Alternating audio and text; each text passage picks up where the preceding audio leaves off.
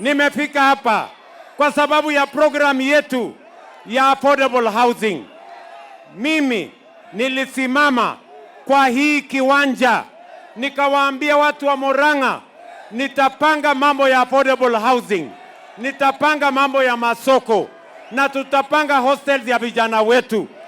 Today I stand here in the middle of Murang'a kusema serikali ya Kenya, huyu Alice Wahome akiwa ni waziri wangu wa mambo ya housing, tumeweka bilioni 27 kwa mpango ya affordable housing, kwa mpango ya hostels na kwa mpango ya masoko ya watu wa Murang'a County.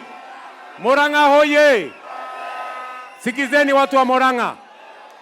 Sikizeni watu wa Murang'a.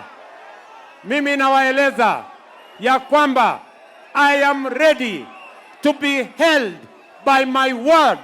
Yale nilisema hapa, mimi niko tayari kufanya mtihani mwaka ujao, kwa sababu ile affordable housing manyumba 6,800 inaendelea hapa Murang'a.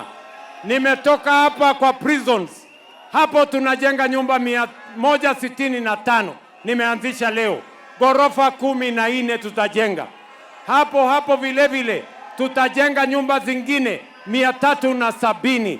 Makenji tumejenga manyumba kule, Maragwa tunajenga manyumba kule, Mathioya tunajenga manyumba, kwa sababu Waswahili wanasema ahadi ni nini na dawa ya deni si ni kulipa.